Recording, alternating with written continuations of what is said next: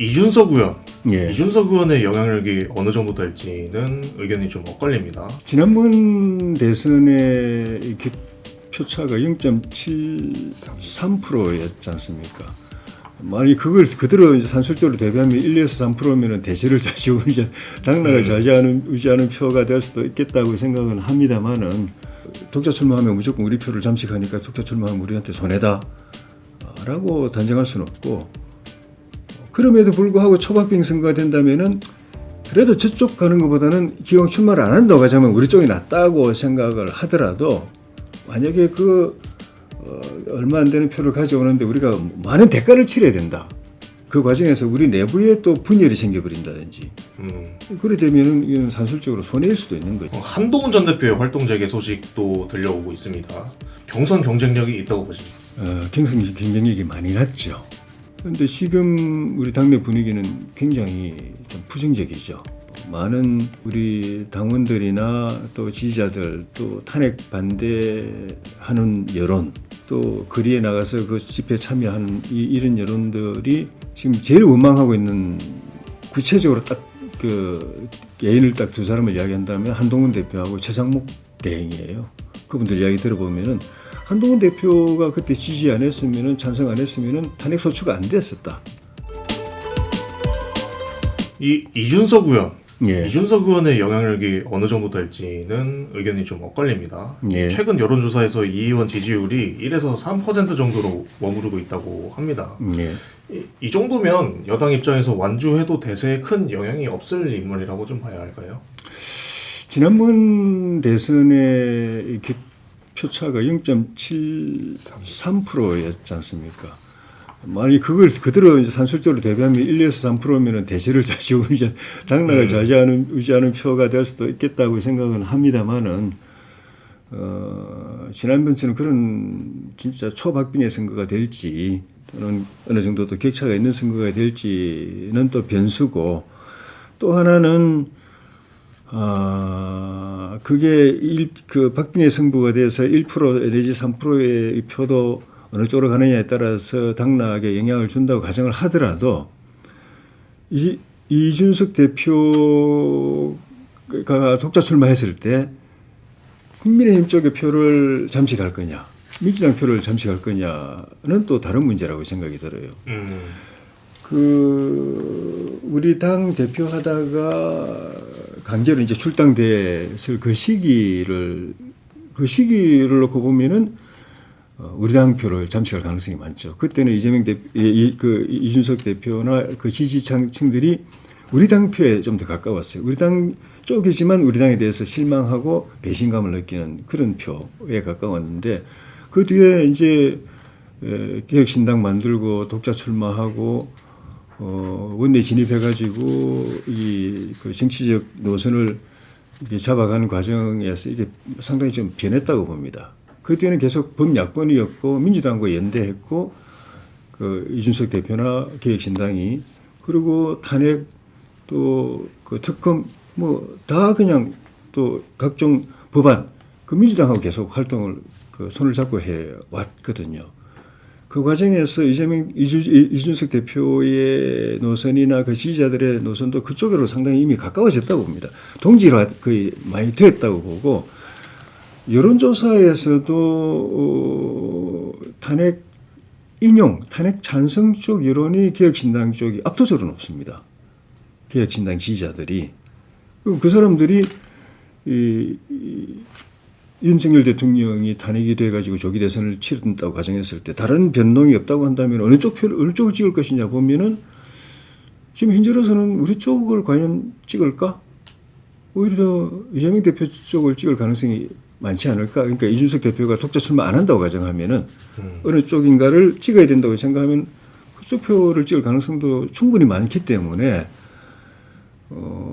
독자 출마하면 무조건 우리 표를 잠식하니까 독자 출마하면 우리한테 손해다라고 단정할 수는 없고, 그럼에도 불구하고 초박빙 선거가 된다면은 그래도 저쪽 가는 것보다는 기왕 출마를 안 한다고 하자면 우리 쪽이 낫다고 생각을 하더라도, 만약에 얼마 안 되는 표를 가져오는데 우리가 많은 대가를 치러야 된다라고 생각하면은 그건 또 고민해 봐야 될 부분이죠.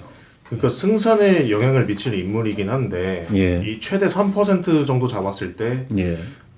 만약에 이제 단일화를 했다고 치면은 그 네. 3%가 온전히 올 것이냐 했을 예. 때 의문이 있다는 말씀이시죠. 의문이 있고 단일화라는 게 그냥 되는 게 아니거든요. 뭔가 이렇게 반대급부가 있어야 되는데 그 불확실한 몇 프로 소수의 표를 위해서 우리가 너무 많은 걸 줘야 된다든지 그 과정에서 우리 내부에 또 분열이 생겨버린다든지 그래 되면은 이건 산술적으로 손해일 수도 있는 거죠. 또 뭐 희생 우리가 뭐 많은 걸 희생을 해야 된다고 말씀하셨는데 예. 내부 분열 말고 또 뭐 어떤 게 있을까요? 그 희생이라는 거는? 그 단일화라는 건 권력 분점을 의미하는 거잖아요. 뭐 내부적으로 공개하지 않는 것도 있겠지만은 어쨌든 국민들이 봐서도 저렇게 해서 두 양 세력이 합쳐가지고 되면은 집권하면은 어떻게 권력을 분점하겠다는 게 대체로 다 보이고 어느 정도는 그걸 또 그 제시를 하게 되어 있습니다. 근데 그게 불확실한 우리 표에 얼마나 올지 불확실한 상황에서 뭐 굉장히 큰 지분을 줘버린다고 하면은 이 안에서 우리 내부에서 또 이 이탈이나 이반이 생길 가능성도 있기 때문에 그 쉽게 단정할 수는 없을 것 같아요. 알겠습니다. 한동훈 전 대표의 활동 재개 소식도 들려오고 있습니다. 예. 경선 경쟁력이 있다고 보십니까? 경선 경쟁력이 많이 낮죠. 낮다. 본선 경쟁 지금 여론조사 나오는 건 본선 여론조사거든요. 그리고 전 국민을 대상으로 해서 우리 당 지지자들뿐만 아니라 민주당 지지자들까지 응답자에 포함되어 있는 조사 결과들이 나오잖아요. 대선 예비 주자들 대상으로 해서. 근데 그게 벌써 한동훈 대표는 그 4위, 5위 이 수준 왔다 갔다 하는 것 같아요.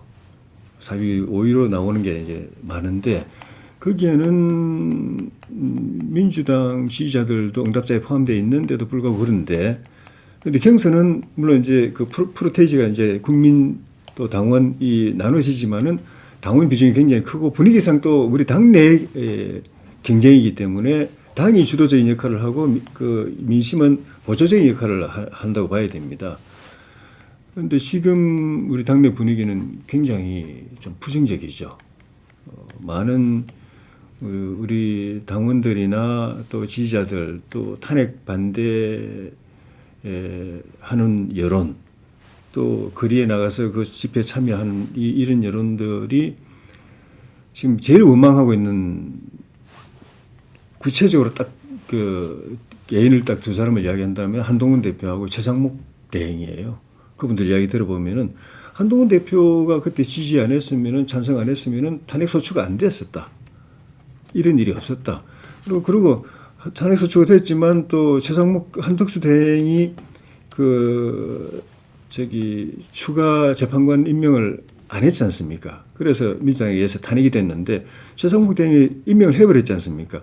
한 대표가 그렇게 할 때는 그만한 이유가 다 있는 것인데 한 대표도 나라를 생각해서 자기가 탄핵 당할 걸 각오하고 내란 주범으로 몰릴 것까지 각오하고 수사받고 할 것까지 각오하고 그렇게 했는데 덜컥 그냥 임명을 해버리는 바람에 지금 탄핵이 될 가능성이 생겨버렸다.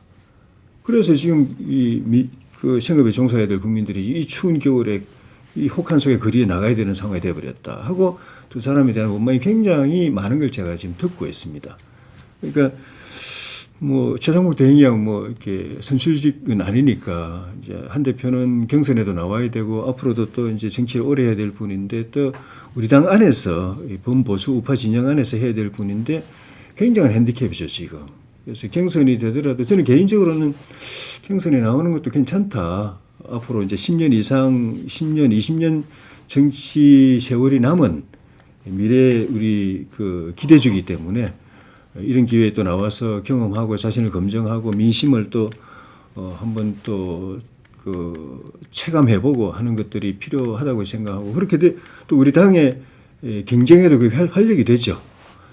그렇지만 냉정하게 그러면 당내에서 그런 경선 가능성 전망을 본다면은 그게 높다고 보기 어렵죠. 지난번에 당 대표 됐을 때가 정말 좋은 기회였는데 그 기회를 못 살린 셈이죠. 알겠습니다. 이제 주제도 바꾸고 예. 질문자도 바꿔서 진행을 하겠습니다. 예. 이호승 기자와 대화 나누시면 되겠습니다. 네, 저는 오늘이죠. 그 대통령 7차 변론일이 예. 지금 시작했거나 막 시작할 예정일 것